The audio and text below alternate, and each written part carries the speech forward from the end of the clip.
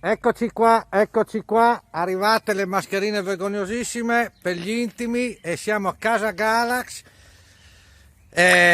con il cane Berto, eccolo qua, vediamo se riusciamo a inquadrarlo che mega magna tutti i palloni che avevo di ricordo, magna lui, boh. Va bene, quindi questa è un amico, mi ha mandato, un amico carabiniere, Valentino, quindi non possiamo non dedicare questa barzellettina, eccolo qua, mettiamo qua, la barzellettina di questa sera, la dedichiamo ai carabinieri, ed è questa qua. Volevo portarla anche alla SAI l'ultima, era per la finale, però allora la facciamo in friulano. Allora, che il signor viene fuori dal bar, certo il bar, che non si può più là, però che volte lava il bar, fuori dal bar, panda, tac, 30 metri carabinieri. Ora che puttana carabinieri. No! Tira giù il finestrino, carabinieri. Buongiorno. Patente e libretto. Allora, capito, le patente me l'avete presa già la scorsa settimana, me l'avete già persa. Non faccia lo spiritoso, non mi interessa, mi dia il libretto. Un momento. Dal libretto non ho.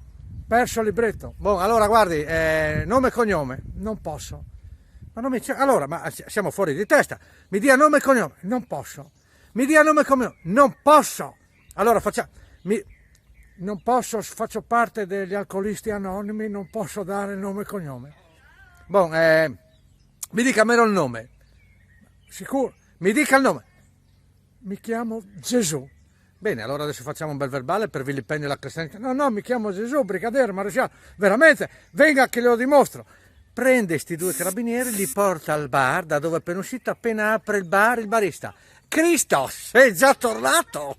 Questa era una roba vergognosissima.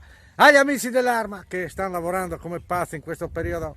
E se uno vi rompe le balle, tic, se si potesse, lo so, è vero. Però c'è qualcuno che meriterebbe qualcosa altro che 300-400 multe. Allora grazie, tanti auguri a voi, se non ci vediamo fate un buon lavoro, grazie della vostra sicurezza eccetera, e da casa Galas con Berto che mi ha finito di mangiare e il ballon, un grande abbraccio con la preghiera, stiamo a casa, adesso bisogna stare ancora fino a fine mese. Oddio, une robe vergognosissime. Ciao. Mario Valentini!